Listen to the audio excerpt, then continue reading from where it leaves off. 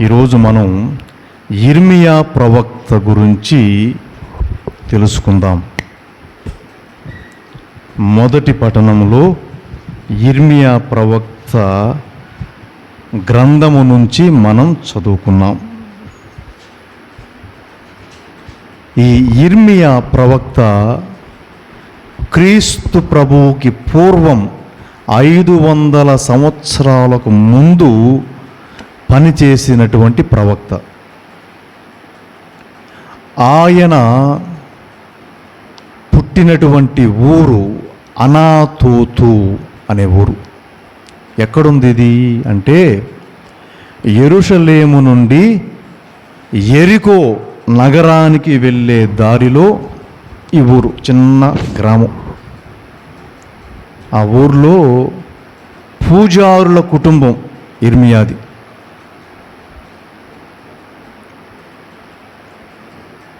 అయితే యిర్మీయా ప్రవక్త చిన్న బాలుడు, పెద్ద వయసు లేదు,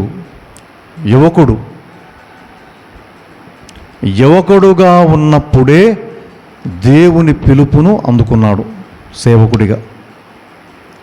మరి అప్పటి స్థితిగతులు ఎలా ఉన్నవి? ఆ యూదా రాజ్యం అంటే 3 రకాల సంక్షోభాలు ఎదుర్కొంటున్నారు ఆ ప్రజలు. ఆ రాజ్యం, యూదా రాజ్యం, యెరూషలేం. మొదటిది దేవాలయ పతనం. ఎలా పతనమైంది? యెరూషలేములో వారు నిర్మించుకున్న దేవాలయం, ఇజ్రాయేలు ప్రజలకి దేవాలయం అన్నది చాలా ముఖ్యమైనది. ఆ దేవాలయం దగ్గరికి వాళ్ళు ఏడాదిలో 4-5 సార్లు అందరూ అక్కడ కలుస్తారు. ఎక్కడెక్కడ ప్రపంచంలో ఏ మూల ఉన్నా ఏడాదిలో ఆ యెరూషలేము దేవాలయంలో జరిగే పండుగలకి అందరూ అక్కడికి వస్తారు. గుడారాల పండుగ, తర్వాత పెంతెకోస్తు పండుగ, ఇలా కొన్ని పండుగలు వాళ్ళకు ఉన్నాయి ఆ పండుగలకి. కాబట్టి దేవాలయము వాళ్ళకి చాలా ముఖ్యం. అయితే యిర్మీయా ప్రవక్త కాలం నాటికి ఆ దేవాలయం పరిస్థితి ఎలా ఉంది అంటే అందులో ఆరాధనలు జరగడం ఆగిపోయాయి. ఎందుకు ఆగిపోయాయి అంటే ప్రజలు వేరే మందిరాలకు పోవడానికి అలవాటు పడ్డారు. బాలు అనే ఒక దేవతని కొలిసేవారు ఆ రోజుల్లో. ఆ మందిరాలకు అలవాటు పడ్డారు. యెరూషలేము దేవాలయానికి వెళ్ళడం మానుకున్నారు. ఆరాధన చేయించే పూజారులు అవినీతి పరులైపోయి డబ్బు సంపాదనలో పడి దేవాలయపు ఆరాధనలు పట్టించుకోవడం మానేశారు. ప్రజలు ఎక్కడికి పోతే ఏముందులే అని వాళ్ళు వదిలేశారు. బాలు దేవరిని కొలిచేవారు. ఇలా దేవాలయము భ్రష్టు పట్టినది.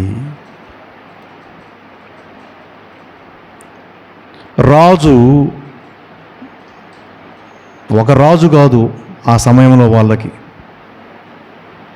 వివిధ రాజులు ఉన్నారు. అందరూ అన్యులంటే ఇజ్రాయేలీలే, కానీ యెహోవా గురించి తెలియదు.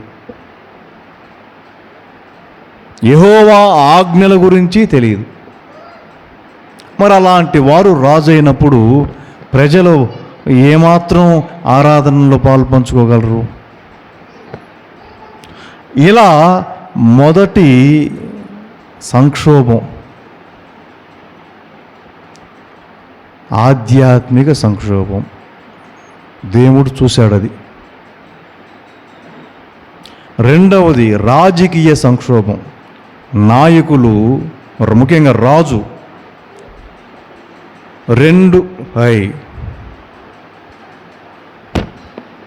రెండు రాజ్యాలు పక్కనే ఉండే ఐగుప్తు, బబులోను, ఈ 2 పెద్ద రాజ్యాలు, వీళ్ళు యూదా రాజ్యం మీద కక్ష పెంచుకున్నారు. పెంచుకొని ఎప్పటి నుంచో వైరం ఉంది. ఇప్పుడు ఇంకా ఆ రాజ్యం బలహీనపడింది కాబట్టి, ప్రజలు అస్తవ్యస్తంగా ఉన్నారు కాబట్టి తరచూ యుద్ధానికి వచ్చేవారు.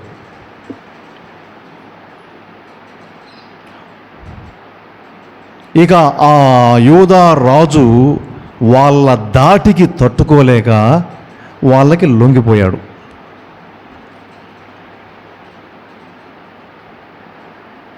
ఇలా రాజకీయంగా కూడా రాజ్యము పతనావస్థకు చేరుకుంది. మూడవ సంక్షోభం సామాజిక సంక్షోభం.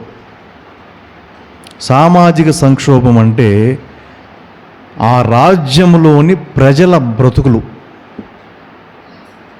ఒక రాజ్యం అన్నాక రకరకాల ప్రజలు ఉంటారు కదా, అందరూ బాగుంటేనే కదా రాజ్యం బాగుంటుంది. ప్రజలు వారి సంక్షేమము సరిగ్గా జరగల. ప్రజల సంక్షేమం సరిగ్గా జరగల. కూర్చోమ్మా.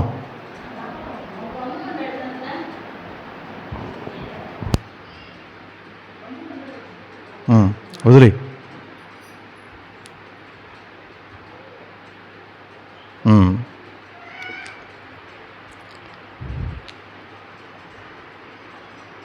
దేవుని వాక్యం ఏం చెప్తుందంటే, మొక్కగా ఉన్నప్పుడే వంచాలంట, మానైతే వంగడంట.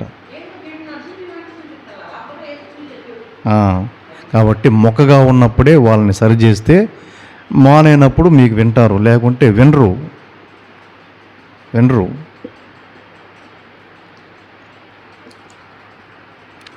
అలా ఈ సామాజిక సంక్షోభం.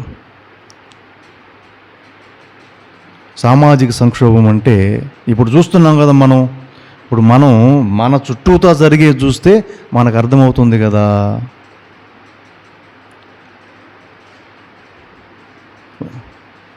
కోర్టుకు వెళ్ళామనుకోండి, మనం న్యాయం దొరుకుద్దా? సరే నేనే చెప్తా, దొరకదు. నేనొచ్చి నీ ఇంట్లో ఒక మనిషిని చంపేశా, నువ్వు పోలీస్ కేసు పెట్టావు, నేను కేసు పెట్టా, అందరూ చూశారు నేను చంపడం. ఇద్దరం నువ్వు వెళ్ళి నా మీద కేసు పెట్టావు, నేను కూడా కేసు పెట్టా. నా దగ్గర ₹1,00,00,000 ఉంది, నీకా డబ్బు లేదు. నేను ఆ పోలీస్కి ఇన్స్పెక్టర్కి చెప్పా, ఒరే కేసు ఎఫ్ఐఆర్ కట్టబాకు, నేను డబ్బులు ఇస్తాను, నీకు 10 లక్షలు ఇస్తా. వాడు ఎఫ్ఐఆర్ కట్టడు, నీకు సెటిల్మెంట్ చేయాలని చూస్తాడు, రాజీ చేయాలని చూస్తాడు. ఇదే కదా జరుగుద్ది. నేను కోర్టుకు పోతానన్నావు అనుకో, నువ్వు మీ పోలీసుల వల్ల కాదు, నేను కోర్టుకు పోతా, నువ్వు లాయర్ని పెట్టుకుంటావు, నేను లాయర్ని పెట్టుకుంటా. నువ్వు లాయర్కి ₹1,00,000 ఇస్తావు, నేను వాడికి 10 లక్షలు ఇస్తాను అని చెప్తా. వాడేం వాదిస్తాడు తెలుసా? ఆ మనిషిని చంపింది ఆయన భార్య అని చెప్పి నీ మీద వాదిస్తాడు. దొంగ సాక్ష్యాలు ఒక 4 కొనేస్తాం, ఈ ఊరిలోనే తలా 5 లక్షలు ఇస్తాం. చెప్తారు, అవునయ్యా చంపింది ఆయన కాదు, ఆవిడే చంపిందని చెప్తారు. ఇదే జరుగుతుంది ఇప్పుడు. కాబట్టి దీనివల్ల నష్టపోయింది ఎవరు? నష్టపోయింది నువ్వు. నీగా డబ్బు లేదు కాబట్టి. నా దగ్గర డబ్బు ఉంది కాబట్టి నేను తప్పు చేసినప్పటికీ తప్పించుకొని తిరుగుతాను. ఇదే జరుగుతుంది.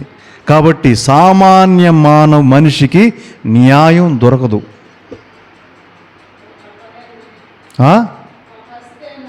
ఏం లేదు, అవన్నీ జరగవు. నువ్వు చూడట్లా.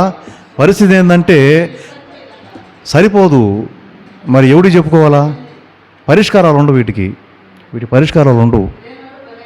అంతే. ఇప్పుడు ఈ 3వ సమస్య మనం చెప్పుకున్నామే, సామాజిక సంక్షోభం అన్నది అదే. లేనోడు ఎప్పుడు బలైపోయేవాడే. ఇది ఈ రోజుది కాదు, ఇర్మియా కాలం, మనిషి పుట్టినప్పటి నుంచి ఇదే పరిస్థితి. సామాజిక సంక్షోభం. పేదవారు దోపిడీకి గురైపోయేవారు, అన్యాయానికి గురయ్యేవారు. ఎవడు అడుగుతాడు? ఎవడు పట్టించుకుంటాడు?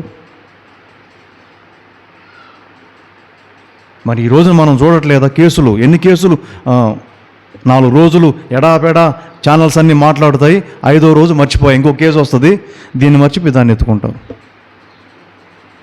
ఇదే జరుగుతుంది. న్యాయం ఎవడి పక్కన ఉంటుంది? పలుకుబడి, రికమెండేషను, పైసా ఉన్నవాడి పక్కనే న్యాయం. కాబట్టి ఇవన్నీ ఈనాటివే కాదు, ఎప్పుడో ఈ సామాజిక సంక్షోభం అన్నది అప్పుడే ఉంది. ఇదంతా దేవుడు చూసి యిర్మీయాని పిలిచాడు. ఈ 3 సంక్షోభాలు దేవుడు చూశాడు. సంక్షోభం అంటే సమస్య. గుడిని భ్రష్టు పట్టించడం చూశాడు, రాజకీయంగా భ్రష్టు పట్టడం చూశాడు, రాజు అవినీతిపరుడైపోవడం. 3వది సామాజిక సంక్షోభం. ప్రజలందరూ నానా ఇబ్బందులు పడుతున్నారు. సామాన్య ప్రజలు బాగలేకుంటే ఇంకా రాజు ఎందుకు, రాజ్యం ఎందుకు, నాయకులు ఎందుకు? మనం బాగలేకుంటే మనకు నాయకులు ఎందుకు? ఇంకా అంతే కదూ. మన కోసమే కదా నాయకులు ఎన్నుకున్నది. మనలాంటి వాళ్ళు బాగలేకుంటే వాళ్ళు ఎందుకు, రాజ్యాలు ఎందుకు, చట్టాలు ఎందుకు, ప్రభుత్వాలు ఎందుకు? దేవుడు ఇదంతా చూసి ఇక ఏం చేయాలని చెప్పి ఆయన తలంచుకొని యిర్మీయాని ఒకరోజు సందేశం పంపించాడు. అప్పుడు యిర్మీయా బాలుడు, చిన్నాడు, 15-16 ఏండ్లు. యిర్మీయా, నీకు ఒక పని అప్పగిస్తా, చేయాలా. ఏం చేయాలయ్యా? ఇదిగో ఈ ప్రజలకి నా మాట చెప్పాలి. దేవుడు వచ్చి చెప్పడు కదా నీకు నాకు. పోయినసారి కూడా అనుకున్నాం, దేవుడు దిగొచ్చి చెప్పేదంటూ ఉండదు. దేవుడు నీ దగ్గరికి దిగిరాడు, నా దగ్గరికి దిగిరాడు. ఏమరా నువ్వు గుడికి రావట్లేదని దేవుడు నిన్ను వచ్చి ఏం అడగడు. నా ఓటోడు ద్వారా చెప్పిస్తుంటాడు. అలా యిర్మీయాని పిలిచి నా మాట వాళ్ళకి చెప్పాలి. ఎలాంటి మాటలు అవి? ముందు రాజుకు చెప్పు. ఏమని? ఒరే రాజు, నువ్వు నీ పక్కనే ఉన్నటువంటి బబులోనియా చేతిలో ఓడిపోతావు అని చెప్పు. పాపం యిర్మీయా చిన్నోడు, ఇతనికి లౌక్యం తెలియదు. ఈ మాట చెప్పొచ్చా చెప్పకూడదా అని తెలియదు. ఉన్నమాట ఉన్నట్టుగా వెళ్ళి రాజుకు చెప్పాడు. ఇదిగో రాజా, దేవుణ్ణి ధిక్కరించావు. నువ్వు బబులోనియా దేశం చేతిలో, ఆ రాజు చేతిలో ఓడిపోతావు అన్నాడు. రాజుకి ఎట్టుంటుంది? అతని వయసు ఎక్కడా, రాజు వయసు ఎక్కడా?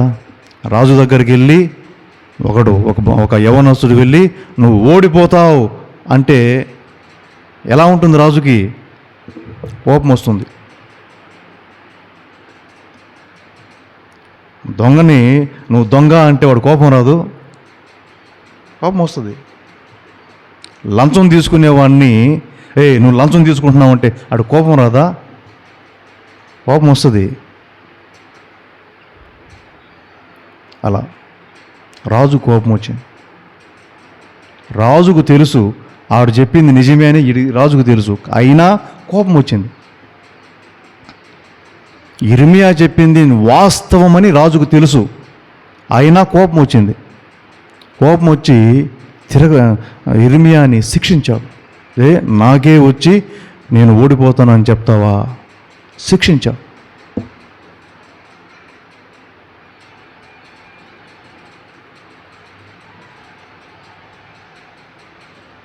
సరే వచ్చి దేవుని, అయ్యా నువ్వు చెప్పమన్న మాట చెప్పానయ్యా, ఆయన వినలేదు, వినకపోగా అందుకో నన్ను దండించాడు. సరే ఏం పర్లేదు, నువ్వు నీ చెప్పాల్సిన మాట చెప్పావు కదా, ఓకే. ఇప్పుడు వెళ్ళి పూజారులు చెప్పు, యెరూషలేము దేవాలయములో పూజారులుగా ఉన్న వారికి చెప్పు. ఏమని? ఓ పూజారులారా, మీరు అవినీతి పరులు, అక్రమంగా డబ్బును సంపాదించడానికి అలవాటు పడ్డారు, ప్రజల్ని కానుకల పేరుతో పీడిస్తున్నారు, దశంభాగం పేరుతో పీడిస్తున్నారు, పేదవారిని దోచుకుంటున్నారు, బలుల పేరుతో దోచుకుంటున్నారు. ఆ డబ్బుల్ని మీరు దేవాలయం కోసం ఖర్చు పెట్టట్లేదు. పైగా దేవాలయంలో ఆరాధనలు మానేశారు జరపడం. వాటిల్ని మీ కుటుంబాలకు మీ విలాసాలు ఖర్చు పెడుతున్నారు. ఇదిగో మిమ్మల్ని దేవుడు తీర్పు తీర్చబోతున్నాడు, మీరందరూ కూడా బబులోనియా దేశానికి బానిసలుగా పోతారు అని ప్రవచించాడు. వాళ్ళ దగ్గరికి వెళ్ళి చెప్పాడు. పూజారులకి కోపం వచ్చింది.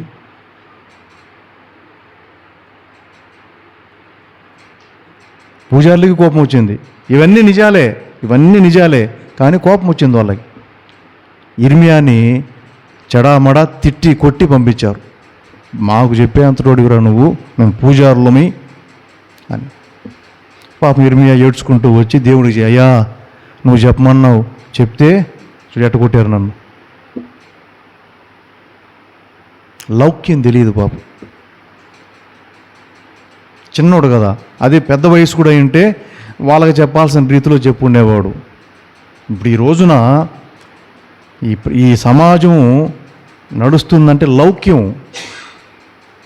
కుటుంబాలు ఇంకా నిలబడి ఉన్నాయంటే భార్యాభర్తల మధ్య లౌక్యం. ఉన్నట్టుగా మాట్లాడితే పెటాకులు అయిపోవు కుటుంబాలు. అయిపోవా భవానీ? ఉన్నట్టుగా భార్యాభర్తలు మాట్లాడుకుంటే సంసారం నిలబడతాయా? నిలబడు. ఏ వ్యవస్థ అయినా అంతే, పై స్థాయి నుంచి కింద స్థాయి వరకు అంతే. లౌక్యం మీదనే ఈ వ్యవస్థలు నడుస్తూ ఉంటాయి.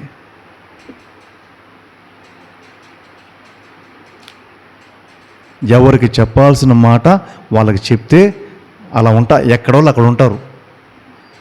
ఉన్న విషయాన్ని ఇర్మియా కదా వెళ్ళి చెప్పినట్టు చెప్తే తిరగబడి కొడతారు. నీకు చెప్పాల్సిన మాట నీకు చెప్పాలా, వెంకట్రావు చెప్పాల్సిన మాట వెంకట్రావు చెప్పాలా. అప్పుడు నువ్వు అట్టే ఉంటావు, ఆయన అలాగే ఉంటాడు, పని జరుగుతూ ఉంటుంది. అది అబద్ధమా అనేది అసందర్భం కదా. అలా ఉంటేనే ఒక వ్యవస్థ కానీ, ఒక ప్రభుత్వం కానీ, ఒక కుటుంబం కానీ, ఒక సంఘం కానీ నిలబడతాయి. ఈ రోజున పరిస్థితి అది. ఇర్మియాకి అది తెలియదు, ఆ లౌక్యం లేదు. ప్రవక్తలకి ఆ లౌక్యం తెలియదు, ముఖ్యంగా ఇర్మియాకి లేదు. ఉన్నట్టుగా వెళ్ళి మాట్లాడేవాడు. రాజు అయిపోయాడు, పూజారులు అయిపోయారు. తర్వాత ఎవరు? ప్రజలేం తక్కువ కాదు. ప్రజలు కూడా ఏం చేశారు? సరే రాజు అంటే పట్టించుకోవడం లేదు, ప్రజలైనా దేవాలయానికి రావాలి కదా. ఇప్పుడు నేను గుడికి రావడం మానేశాను అనుకో, మీరు మానేయాలని లేదు కదా. మా స్వామి రావటం లేదులే, మేము కూడా రామంటే అప్పుడు నాది తప్పు అవుతుంది, మీదే తప్పు అవుతుంది కదా. స్వామి రావటం లేదు కాబట్టి మేము రాము అంటే దేవుడు ఊరుకుంటాడా? సమర్థించుకోవచ్చా మీరు? లేదు. కాబట్టి ప్రజలు ఆ రోజున రాజు వాళ్ళ పట్ల సరిగ్గా లేడు, మంచిదే. పూజారులు సరిగ్గా లేరు, సరే. మరి ప్రజలు యెహోవాను పూజించేవారు, ఆరాధించేవారు, ఆయన అద్భుతాలు పొందినవారు, మేలులు పొందినవారు, వాళ్ళైనా దేవాలయంలో ఆయన్ని ఆరాధించాలి కదా. మరి వాళ్ళు రాలా. వాళ్ళని హెచ్చరించాడు, ఇదిగో మీరు ఇతర దేవుళ్ళ దగ్గరికి పోయి వాళ్ళ దేవతలను కొలవడం ప్రారంభించారు, బాలు దేవతని. వాళ్ళని మీరు ప్రజలారా మీరు కూడా అన్యాయమస్తులే, అవినీతి పరులే, మీరు కూడా అవినీతి పరులే, మీరేం తక్కువ తినలా. ఇదిగో దేవుడు మీకు తీర్పు తీర్చబోతున్నాడు అనేసరికి వాళ్ళు కూడా ఇర్మియా మీదకి తిరగబడ్డారు.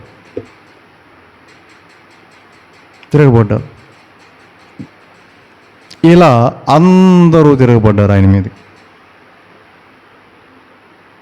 అందరూ తిరగబడ్డారు. అది మనం ఈరోజు వాక్యంలో చదువుకున్నాం. ఇర్మియా గ్రంథం 20వ అధ్యాయము 10 నుంచి మనం 13 వరకు చదువుకున్నాం. ఏమంటాడు ఆయన అంటే, ఎక్కడ చూసినా భయమే. అంటే ఇర్మియాకి ఎవరి దగ్గరకు పోవాలన్నా ఆయనకి భయం. అంటే ఎవడు లేడు ఆయన పక్షమున నిలబడి ఇతడు ఈ అబ్బాయి చెప్పేది నిజమే అనేవాడు లేడు. అందరూ ఒకటైపోయారు, ఇతనొక్కడే ఒకటైపోయాడు. ఎల్లెడల భయము ఆవహించి ఉన్నది.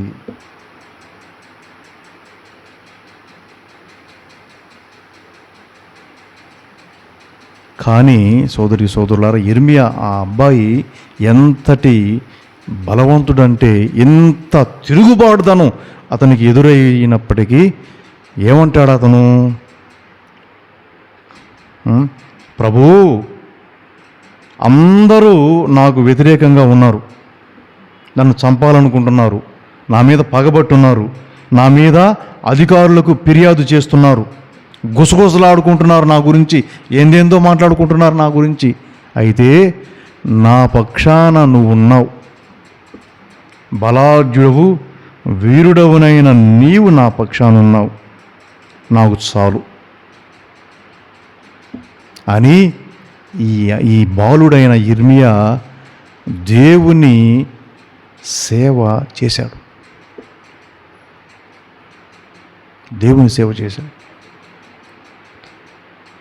నీవు నాకు న్యాయం చేస్తావు, నీవు నాకు న్యాయం చేస్తావు అని యిర్మీయా దేవుని మీద నమ్మకం కలిగి ఉన్నాడు.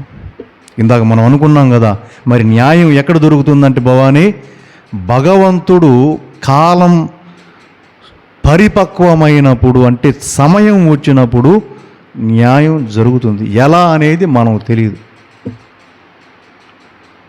ఎంతటి వాడికైనా కాలం, టైం అది వచ్చినప్పుడు,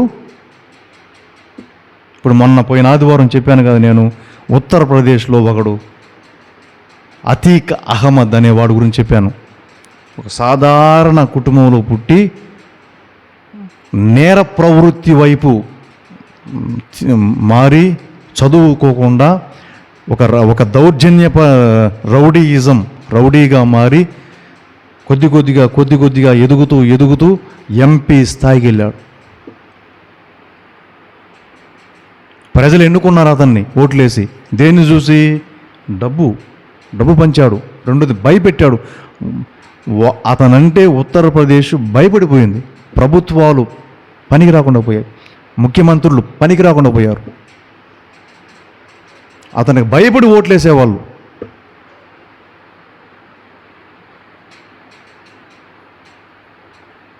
ఎంపీ స్థాయికి వెళ్ళిపోయాడు. 11,000 కోట్లు సంపాదించాడు. ఎవరి డబ్బు? ఎక్కడి డబ్బు? 13,000 కోట్లు.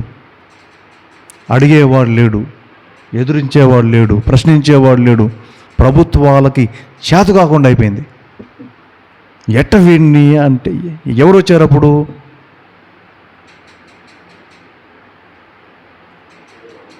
ఆదిత్యనాథ్ అని బీజేపీ ముఖ్యమంత్రి, ఆడొచ్చి ఢీ కొట్టాడు వాడిని. అప్పటిదాకా ఆ ప్రజలకి తప్పల, వాడు ఏం చేసినా అడిగే నాదుడు లేడు. అప్పటిదాకా ప్రజలకు తప్పలేదు, ఉత్తరప్రదేశ్ ప్రజలకి తప్పలేదు వీడి వేధింపులు, వీడి అక్రమాలు. ఇతను వచ్చి వాడిని అరెస్టు చేయించాడు, అక్రమాలు బయటికి తీశాడు, అవినీతిని బయటికి తీశాడు. ఒకరోజు ఎన్కౌంటర్ చేయించాడు. అలా అంటే ఎన్కౌంటర్ చేయించడం అని కాదు, టైం వచ్చినప్పుడు న్యాయం అన్నది మనకు జరుగుతుంది. భగవంతుడు న్యాయం చేస్తాడు. యిర్మీయా ఆ నమ్మకం కలిగి ఉన్నాడు. ఎంతమంది నాకు వ్యతిరేకులైన, దేవా నీవు నా పక్షమున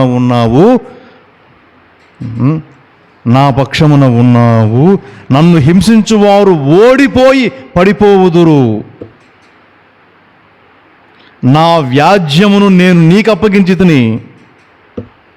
వ్యాజ్యం అంటే కేసు, కోర్టులో దావా. వ్యాజ్యం అంటే కేసు, నా కష్టం, నా బాధ, నా వ్యాజ్యమును నేను నీకు అప్పగించితిని, నీవు నాకు న్యాయం చేస్తావు అనే నమ్మకం. ఇది సోదరి సోదరులారా ఈ రోజున దేవుని మాట. అలా యిర్మీయా దేవుణ్ణి నమ్ముకున్నాడు. దేవుణ్ణి నమ్ముకున్నాడు. దేవుణ్ణి నమ్ముకున్నాడు. దేవుడే తనకు న్యాయం చేస్తాడని విశ్వసించాడు. ఇది ఈరోజు దేవుని మాట మనందరికీ కూడా.